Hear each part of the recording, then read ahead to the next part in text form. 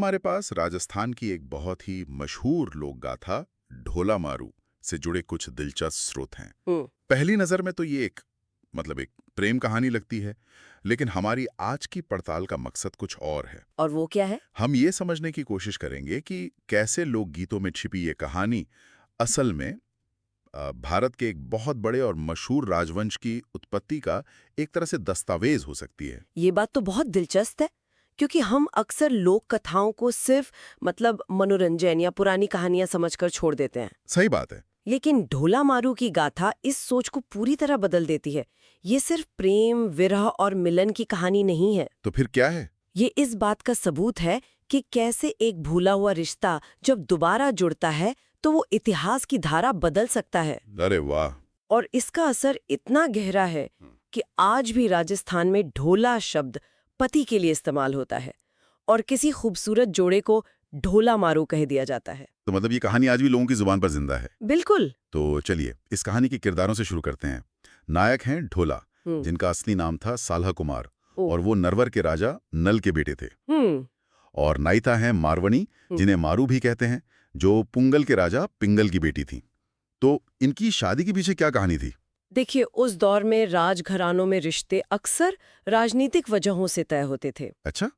पुंगल में उस समय अकाल पड़ा था और नरवर एक कह सकते हैं संपन्न राज्य था। तो दोनों राज्यों के बीच संबंध मजबूत करने के लिए ये शादी तय की गई। ठीक है।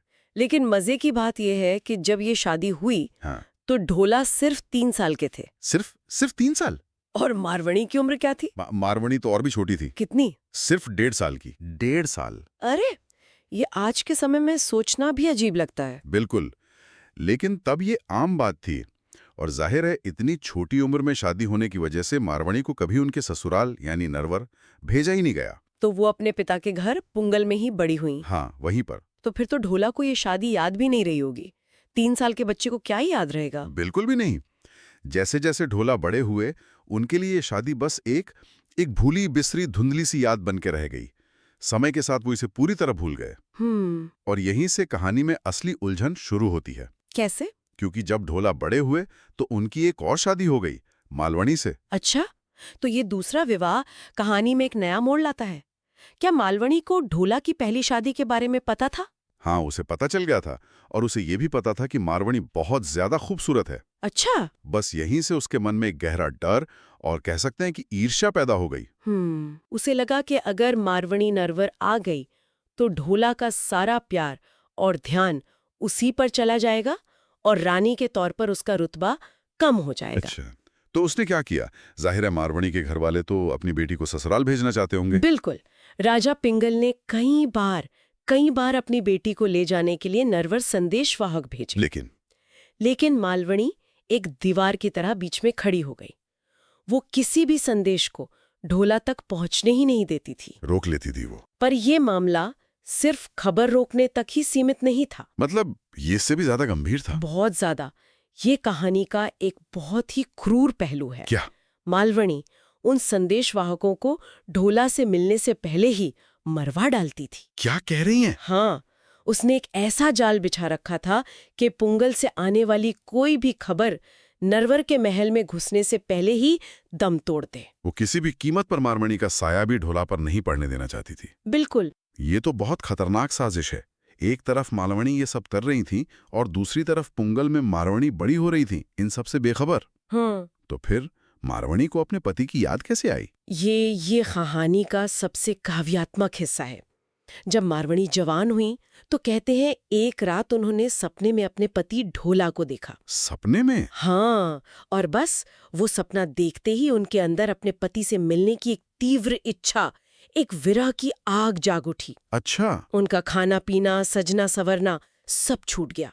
वो दिन रात बस ढोला के ख्यालों में खोई रहती थी। तो उनकी ये हालत देखकर उनके माता पिता पर क्या बीती होगी? उनकी माँ का दिल तो तड़प उठा। उन्होंने राजा पिंगल से कहा कि अपनी बेटी की खुशी के लिए एक आखिरी कोशिश और करनी चाहिए। राजा पिंगल को भी समझ आ गया था कि सीधे साधे संदेशवाहक तो मालवणी की साजिश का शिकार हो जाते हैं। हाँ, वो तो उन्हें मरवा देती थी। इसलिए इस बार उन्होंने एक बहुत ही चतुर योजना बनाई। क्या योजना थी इस बार? इस बार उन्होंने किसी सैनिक या दूत को नहीं भेजा। तो फिर किसे? उन्होंने भेजा ढाड़ियों के एक हुनरमंद समूह को, ढाड़ी यानी? पेशेवर गायक। अच्छा, गायक। हाँ, जो अपनी बात को गीत और संगीत के जरिए लोगों के दिलों तक पहुंचाने में माहिर होते हैं।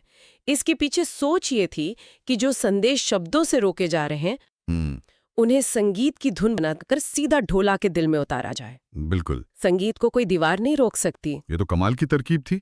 तो क्या ये गायक ढोला तक पहुंच पाए? हाँ, कई मुश्किलों के बाद आखिरकार वो नरवर पहुंच गए और फिर उन्होंने सही मौके का इंतजार किया। और वो मौका कब मिला? वो मौका मिला एक बारिश की रात में। आप सोचिए, आधी रात का समय, नरवर का महल शांत है, बाहर बादल गरज रहे हैं और रिमझिम बारिश हो रही है। पूरा माहौल बना हुआ है।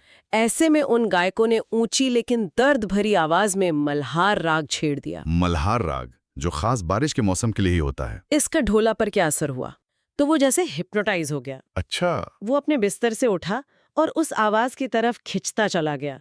जब गायकों ने देखा कि ढोला पूरी तरह उनके संगीत में डूब चुका है, तब उन्होंने अपना असली काम किया। मतलब? उन्होंने एक ऐसी पंक्ति गाई जिसने सब कुछ बदल कर रख दिया। कौन सी पंक्ति थी वो? उन्होंने गाया, ढोला नरवर सेरियां धाण पोंगल गलियाण। ढोला नरवर सेरिया धाण पोंगल गलियाण। हाँ, एक बहुत ही सीधा सा मतलब था इसका। ढोला, तुम तो नरवर के हो, लेकिन तुम्हारी पत्नी तो पुंगल की गलियों में तुम्हारा इंतजार कर रही है। पुंगल और पत्नी का नाम सुनते ही ढोला को जरूर झटका लगा होगा। बिल्कुल, जैसे किसी ने उसे गहरी नींद से झिंझोड़ कर जगा दिया हो। बचपन की वो भूली हुई शादी की यादें एक पल में ताजा हो गईं। उसे सब याद आ गया। सब कुछ। लेकिन गायक यहीं नहीं रुके। उन्होंने दोहों के जरिए मारवणी के विरह और उसकी खूबसूरती का ऐसा जिक्र किया कि ढोला का दिल तड़प उठा। हमारे स्रोतों में कुछ दोहे भी हैं। जैसे एक में कहा गया है, आषाढ़िया डंबर भई नैण गमाया रोए, क्यों साजन परदेस में रह भिंडाणा होए। इसका क्या मतलब है? इसका मतलब है, हे साजन, आषाढ़ के बादल घिराए हैं और तुम्हारे इंतजार में रो रो कर मैंने अपनी आंखों की रोशनी गंवा दी है। तुम परदेस में जाकर क्यों पराये हो गए हो। ये सिर्फ शिकायत नहीं, बल्कि एक रानी की अपने राजा से अधिकार भरी पुकार है। बिल्कुल। और फिर उन्होंने मारवणी की खूबसूरती का जिक्र किया, जो बहुत दिलचस्प है। हाँ, वो प्रसिद्ध दोहा, गति गयंद जंग केद ग्रभ, केहर जिमी कटी लंका, हीरिब डसन विप्रभ, अधर्म मखन भ्रकुटी मयंक। अब इस वर्णन को सिर्फ एक तारीफ की तरह मत देखिए। इसमें उस दौर के सौंदर्य के मापदंड छिपे हैं। अच्छा, कैसे? गति गयंद यानी हाथी जैसी चाल का मतलब है गरिमा और राजिसीपन। जंग केद ग्रब यानी केले के तने जैसी जांग है, ताकत और मजबूती का प्रतीक है। और सबसे जरूरी, केहल जिमी कटी लंका यानी शेर जैसी पतली कमर, जो सिर्फ खूबसूरती नहीं बल्कि ताकत और चपलता का प्रतीक थी। तो ये सिर्फ एक औरत की तारीफ नहीं है, ये एक रानी के गुणों का पूरा खाका है। हाँ, ये सुनकर ढोला को एहसास हुआ कि उसकी पत्नी सिर्फ खूबसूरत नहीं बल्कि एक रानी बनने के हर गुण से संपन्न है। ये विश्लेषण तो कमाल का है। तो ये सब सुनकर ढोला ने क्या किया? उसका मन मारवाणी से मिलने के लिए बेचैन हो गया। मालवाणी ने उसे रोकने की बहुत कोशिश की, बहाने बनाए, लेकिन इस बार ढोला नहीं रुका। नहीं, वो अपने सबसे तेज ऊंट पर सवार होकर पुंगल के लिए निकल पड़ा। वहां वो मारवाणी से मिला और उसे अपने साथ लेकर नरवर लौटने लगा। तो कहानी का सुखद अंत? नहीं, अभी नहीं। कहानी में अभी एक और विलन की एंट्री बाकी थी। एक और? हाँ, रास्ते में उनकी मुलाकात उमर सुमरा नाम के एक शख्स से हुई। उमर सुमरा? वो मारवाणी की खूबसूरती देखकर उस पर फिदा हो गया और उसकी नीयत खराब हो गई। उसने ढोला को मारकर मारवाणी को हासिल करने की साजिश रची। और उसने किया क्या? उसने धोखे से ढोला को अमल यानी अफीम खिला दी और अपनी महफिल में रोक लिया ताकि ढोला नशे में हो जाए और वो अपना काम कर सके। तो इस मुश्किल हालात में मारवाणी ने क्या किया? क्या वो सिर्फ एक असहाय नायिका बनी रही जो अपने पति के होश में आने का इंतजार कर रही थी? बिल्कुल नहीं। और यही मारवाणी का किरदार और मजबूत होकर उभरता है। वो सिर्फ सुंदर नहीं बल्कि बहुत बुद्धिमान और साहसी भी थी। जो गायक ढोला को लेने आए थे, उनकी पत्नियां भी साथ थीं। उनमें से एक ने चुपके से मारवाणी को उमर सुमरा की साजिश के बारे में बता दिया। और मारवाणी ने एक पल भी बर्बाद नहीं किया? नहीं, उसने फौरन अपने ऊंट को दौड़ाया।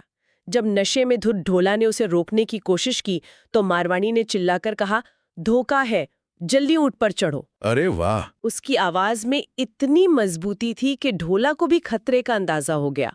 वो उछलकर ऊंट पर चढ़ गया और दोनों वहां से सुरक्षित निकल गए। ये दिखाता है कि वो सिर्फ इंतजार करने वाली नहीं बल्कि एक्शन लेने वाली रानी थी। बिल्कुल। आखिरकार वो सुरक्षित नरवर पहुंच गए और वहां ढोला ने मालविनी और मारवणी के बीच के मनमुटाव को भी अपनी समझदारी से सुलझा लिया। तो अब कहानी का अंत सुखद रहा। हाँ, इस हिस्से का अंत सुखद रहा। हाँ। लेकिन जैसा मैंने शुरू में कहा था, हाँ। अगर हम इसे सिर्फ एक प्रेम कहानी मानकर यहीं छोड़ दें तो हम इसका सबसे बड़ा और सबसे महत्वपूर्ण हिस्सा चूक जाएंगे। अच्छा। इस मिलन से सिर्फ दो दिल नहीं जुड़े बल्कि इतिहास की एक नई धारा शुरू हुई। मतलब ये सिर्फ एक प्रेम कहानी का दी एंड नहीं था, ये एक महान राजवंश की शुरुआत थी। और ये बात ज्यादातर लोग नहीं जानते जो इस कहानी को सुनते हैं। क्या शुरुआत थी? ढोला और मारवणी का जो बेटा हुआ उसका नाम था लक्ष्मण। लक्ष्मण का बेटा हुआ भानु और भानु का एक बहुत प्रतापी बेटा हुआ जिसका नाम था वज्रदामा। वज्रदामा, ये नाम इतिहास में कहीं सुना हुआ लगता है। सुना ही होगा। इसी वज्रदामा ने ग्वालियर के किले को जीतकर कछवाह वंश का उद्धार किया था। अच्छा, तो ये वही वज्रदामा है? हाँ बिल्कुल। उस समय कछवाह वंश अपनी शक्ति खो चुका था। इस जीत ने उन्हें फिर से स्थापित कर दिया। ये एक तरह से उस वंश का पुनर्जन्म था। और इसकी नींव रखी थी ढोला और मारवणी के रिश्ते में। बिल्कुल सही। तो ये वंश वृक्ष ग्वालियर पर ही रुक गया या और आगे बढ़ा? नहीं नहीं, ये तो सिर्फ शुरुआत थी।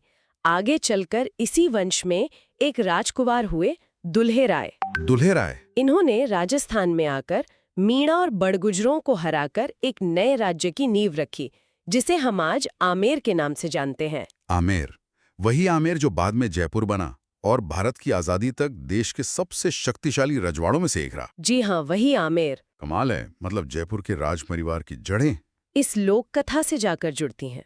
ये तो कल्पना को सीधे इतिहास से जोड़ देने वाली बात है। और ये सिर्फ पुराने इतिहास तक सीमित नहीं है। मतलब इस वंश का जुड़ाव आधुनिक भारत से भी है।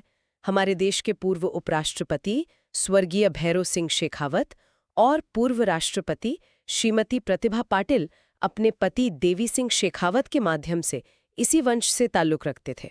क्या बात है। सोचिए, एक कहानी जो शायद गांवों में ऊंट की पीठ पर बैठकर गाई जाती थी, उसकी जड़ें भारत के राष्ट्रपति भवन तक पहुंचती हैं। तो आज की हमारी इस चर्चा का सार यही है कि ढोला मारू की कहानी सिर्फ प्रेम, विरह और पुनर्मिलन की कहानी नहीं है। नहीं है। ये ईर्ष्या पर बुद्धिमत्ता की, साजिश पर साहस की और भूली हुई यादों पर संगीत की जीत की कहानी है। और सबसे बड़ा टेक अवे ये है कि एक लोक कथा कैसे पीढ़ी दर पीढ़ी जिंदा रहती है, किसी संस्कृति का अटूट हिस्सा बनती है और आखिर में इतिहास की एक बेहद जरूरी कड़ी साबित होती है। ये हमें सिखाती है कि लोकगीतों और कहानियों को सिर्फ मनोरंजन नहीं समझना चाहिए, उनमें अक्सर इतिहास छिपा होता है। सच में, एक प्रेम कहानी से शुरू हुआ सफर एक महान वंश की नींव तक ले आया। ये अद्भुत है। बिल्कुल।